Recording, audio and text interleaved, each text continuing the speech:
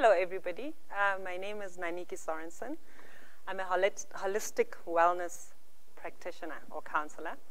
And today I'm going to talk to you about infertility and really about what it costs to the people that go through it. So I'll start with my slides. So I'm going to talk to you about something that's happened recently, and it's been in the newspapers in September, I think since September. And I see this as the perfect storm. So there's a lady, her name is Lauren, so I'm not going to disclose her full name because I didn't get permission. But she emigrated with her family and her children. And apparently murdered her children when they were in New Zealand, maybe within a month of arriving, I think. And so the backstory, so I read the newspaper and was like, what kind of mother does that? Of course, being judgmental. And then later on, I think it was on News 24, I read her story. And her story is that she had gone through infertility for years. Apparently, she's had over a dozen cycles of IVF, and she was fortunate to have children. Now, with this infertility, I call this a perfect storm because what happens is that there's an expectation that after you have your baby, whether it be through adoption or be it naturally, everything is okay. But in the meantime, whilst you're going through this, you collect, there's like a lot of trauma. Not that you collect it, you want to collect it, but it accumulates. There's a lot of things that you go through. There's a lot of, things that you're exposed to that you wish you would not be. And all of that is the trauma that collects. So I'm going to move on to what type of trauma I'm talking about. And I'm talking about psychological trauma, which is distress. That's caused by, just seeing your friends, seeing family, seeing people your age getting pregnant and you're not. It causes a lot of anxiety and depression. There's financial stress that comes with it. If you do choose to do the ART, assisted reproductive technology way, which is IVFs and the likes, that's really expensive. And at times, it will bleed onto your relationship because the one person wants to carry on and do IVF, the other one feels like we don't have enough money, and it kind of, the relationship gets tainted by that. And physically, because you injecting yourself with all sorts of hormones, your weight. Some people will gain weight, and it'll also have some poor sleeping patterns, which will affect you. Socially, I must maybe self-disclose, I've also had troubles with infertility in the past. And I found that I would isolate a lot. I would not want to be around family where I'd be asked, when are you going to have children? Or be at a baby shower where I'm seeing everybody that's got babies and I don't. And so you'd also actively avoid friends and also a threat to a marriage because then you start kind of being, when you have to be intimate, you want to look at the calendar. Is there a chance that we could get pregnant? If not, if somebody else doesn't want to, if your partner doesn't want to have sex at that time, then it's an issue. You get upset. And so those are the kind of stresses that you go through. And lastly, there's also the spiritual, the questioning of God. Why me? I've always been a good kid all my life. I did all the right things. And why do I have to go through this? So these are the traumas that you would get through. Now I'm going to go on to speaking about where the trauma goes to. So according to Bessel van der Kolk, he's a psychiatrist, I think. He authored a book, and it's called The Body Keeps the Score. So in The Body Keeps the Score, they talk about how the trauma goes and settles in the body. I'll talk about how that happens a little bit, maybe in 2 slides or so. I'll just explain the mechanics of how this trauma settles in. But with this trauma, if you don't find ways to release the trauma completely, then the trauma is kept in you. And as in the case that I've mentioned with Lauren, I don't have the facts, but I have a feeling that she was carrying a lot with her. And then she went into a strange country where she didn't have support. And I guess it caught up with her, but I speak under correction. I'm going to move on to speak about how we can intervene to help with this trauma or to reduce the trauma. So there are things that people can do on their own, like befriending the emotional brain, training yourself or training your system how to kind of reduce the hyperarousal that you get. And the simple things like breathing. This has to do with a theory that I really, really like. If you have time, look it up. It's called the polyvagal theory. The polyvagal theory is based on the vagus nerve. And so when you breathe a certain way, if you take 2 breaths in and 4 breaths out, you activate the vagus nerve, which will then help you calm down and kind of reduce the hyperarousal. You can sing or hum, and I guess we do that in church a lot. And discovering this theory made sense to me because I grew up in a church and I loved to sing.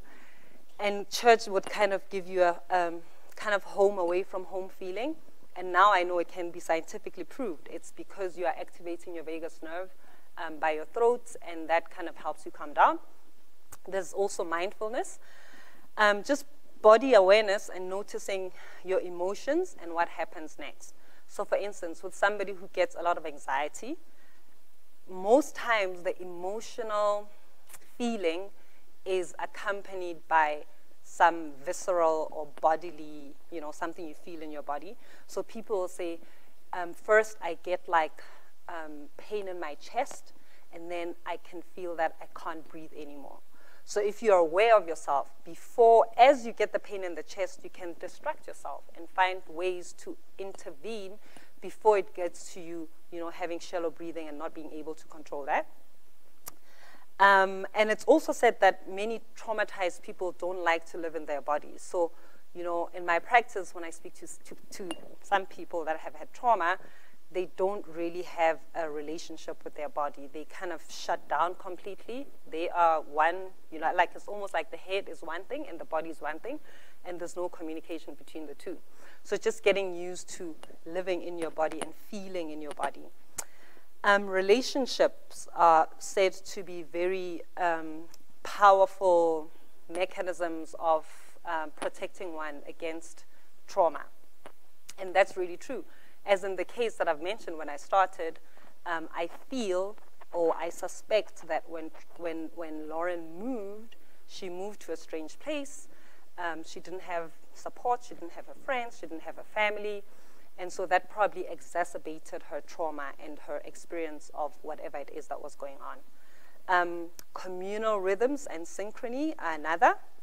Religious groups like, where you go to church. I grew up in a church. I know that having a group that I affiliated with and we would do stuff together in synchrony really helped. Yoga groups will help with things like that, or running group for instance, will also help with just having a community that you do stuff together with. And lastly, human touch is something that indicates safety to the body. And it's interesting, I was thinking about this as I was preparing this presentation, that growing up, particularly in the African culture, you grow up most times on your mother's back. And there's a lot of human touch, there's synchrony, your heartbeats get synchronized. But I felt like as you grow, as I grew, I felt very distant from like my caregiver, my mother, my primary caregiver. We didn't do a lot of touch anymore. And I remember feeling like I had to teach her to hug. And I was probably a teenager. So I feel like there's something that happens, at least my experience is that in my culture, it's there when you're growing up, when you're a baby, to toddler, and then you kind of lose it. And then I had to kind of even teach myself because I wasn't getting it from where I'm used to getting touch. And so that has become something that I really live by, and I've learned that it's really important. And that's going to lead on to what I'd like to really talk to you about. This is an intervention that I practice, I use with my clients. There are many others that are kind of alternative interventions. I can mention neurofeedback as one that would help with trauma release. Another is EMDR that also helps with trauma release. I particularly work with TRE. And TRE is really, it stands for trauma or tension or stress. I don't know why the S, release exercise. And this is a process that was discovered by a social worker. His name is Dr. David Berceli. Dr. David Berceli discovered this when he was in a war-torn area. And whenever they suspected that there would be bombs or it would get really rowdy, they would go and hide in an underground shelter. And everybody would hide there. So he started to notice that when they were there, the children would start tremoring on their own. You know, after there's like a few bombs thrown, and they'd just be sitting there and they'd start tremoring. And he felt in himself the need to tremor. But he also observed that the adults in the room would not tremor. And so then he went and found out from the adults, you know, I see the kids do this. Why don't you guys do this? I also felt like my body wanted to tremor, but I kept myself, you know, not to tremor, or what's the right word? I didn't allow myself to tremor because I saw all the adults weren't tremoring. So the adults tell him that they felt like they had to keep it together for the kids. They wanted the kids to know that there's somebody stronger than them in the room, so they didn't want to tremor. And then, whilst in this, what shall I call it, project of his, where he was doing his bit for the world, he would go in the wild. He was in Africa. I forget what country he was in, but he'd go in the wild. And he also noticed that in the wild, if there's a predator and a prey, say it's a lion and a buck, and the lion catches the one buck, if there are other bucks that are observing what's going on, they would find a safe spot. Remember, safety was one of the elements, and they would start to tremor there. And they tremor for a minute or two, and once they tremored, they'd carry on with their grazing. So the animals are able to release this trauma as it happens. But human beings have not been able to do that because of our neocortex, our thinking brain, because we're rationalizing that, you know, it's not okay for me to be scared because the kid is going to think I'm scared and the kids need somebody stronger. There's all sorts of rationalizing that we do. And so we lose out on this inherent capability to release trauma. I think I'm ready to move on to the next. And I'm just going to explain what happens in the TRE process. So what happens, how it starts, you do a series of exercises. These exercises will start from your ankle up to your psoas. And really what you're doing is fatiguing and stretching large muscle groups to prepare for tremor. And that takes about, you know, at the max, 10, 15 minutes. And so what you're actually doing, you are communicating to the brainstem. These muscles communicate to the brainstem to also tense and relax, tense and relax. And ultimately, you lay down on your back, and now you've introduced this pattern to your brainstem. And once you end in relaxed mode, then your body starts looking for tension. And the tension that it would be looking for is the trauma. And you would then start tremoring from that. And so the most important thing, I'll tell you 2 or 3 most important things that come with this process is safety. So you have to be in a safe space. You can't tremor where you feel threatened, where you can't relax. You have to have proper guidance. This is where a facilitator comes in.